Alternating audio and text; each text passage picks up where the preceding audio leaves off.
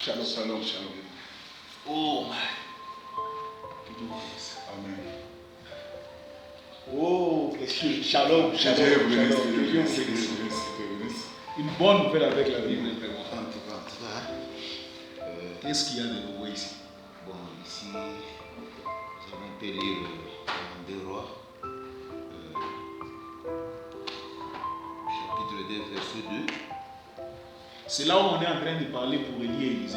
Oui, c'est ici. Qu'est-ce que vous comprenez ici comme sujet? Parce que moi, je comprends ici, pour recevoir quelque chose de la part de Dieu, il faut être têtu. Mais il faut être têtu, mais ici, Élisée dit à Élie, je ne te quitterai pas. C'est ça même la têtutesse que je suis en train de parler. Des fois, aux choses spirituelles, il faut être têtu pour avoir quelque chose. Parce qu'Élie était son maître, mais il a fallu qu'Élisée soit têtu avant qu'Élie puisse nous donner la double portion de ce qu'Élie était. Bon, bien aimé, je peux aussi contredire ce que l'Écriture l'a dit. Mais vous Parce pensez qu'il y a aussi des circonstances qui arrivent. Regardez un peu l'histoire de Jonas. Donc Dieu l'avait envoyé Jonas, mais Jonas, l'effet de refuser ce que Dieu avait dit, il s'est retrouvé là dans la baleine. Donc il y a aussi des circonstances qui arrivent là. Non, les circonstances c'est différent de la têtutesse. Vous voyez, les circonstances de Jonas c'était que Dieu lui a envoyé. Tandis qu'Élisée, ce n'était pas question que Dieu lui a envoyé. Il a dit à son maître que je ne te laisse pas. Son maître lui a dit reste ici, Dieu m'envoie à Bethel. Il lui a dit ton âme est vivant et ton Dieu est vivant. Je ne te laisse pas, je pars avec toi. En allant avec lui, cet acte-là s'est répété beaucoup de fois. Jusqu'à ce qu'il lui a dit qu'est-ce que tu veux. Oh, je vais la double portion de l'esprit qui est sur. C'est ce qui est dit dans Roi ici, j'espère. Oui, c'est ça. Lorsqu'il lui a dit je veux la double portion de ce que toi tu as, alors son maître lui a dit regarde-moi lorsque je serai en train de partir. En ce moment-là, tu vas recevoir ce que tu désires. C'est parce qu'il a été têtu, au fur et à mesure qu'il était têtu, qu'il a eu à recevoir les doubles portions. Vous voyez. Et lorsque son maître était enlevé, il a reçu les doubles portions de la puissance qui était sur son maître.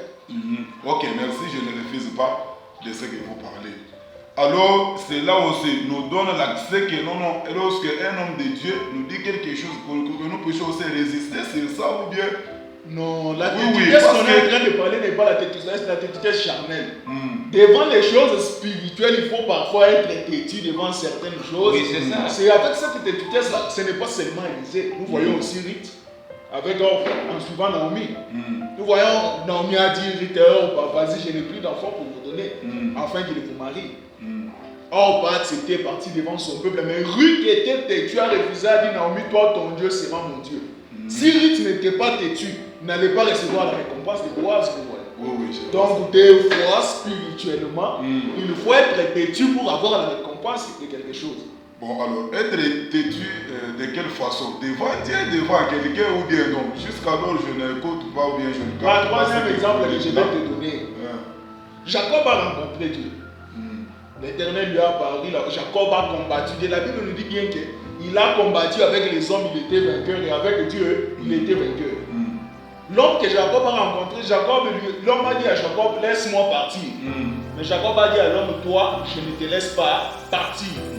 Il a dit à Jacob, laisse-moi partir car l'aurore s'élève.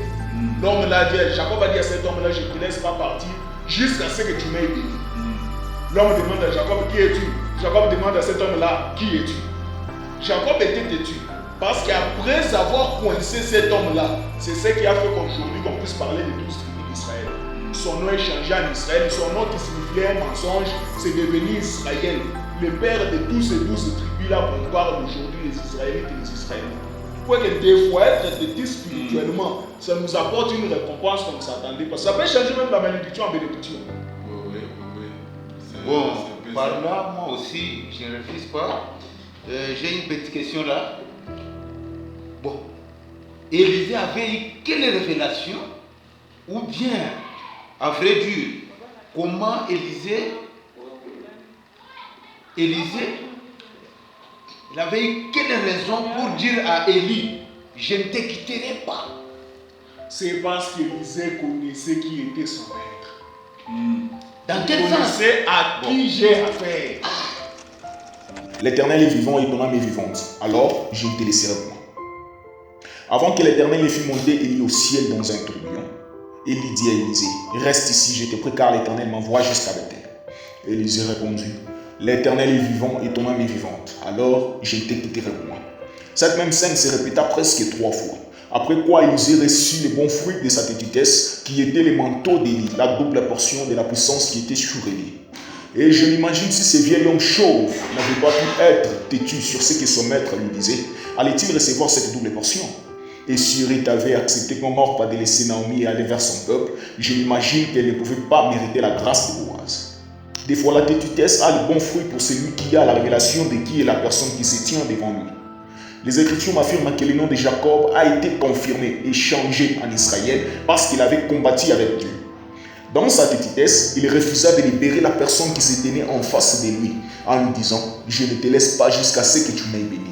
Et s'il avait écouté cette personne et lui a libéré avant d'être béni, alors il n'aurait pas dû être appelé Israël.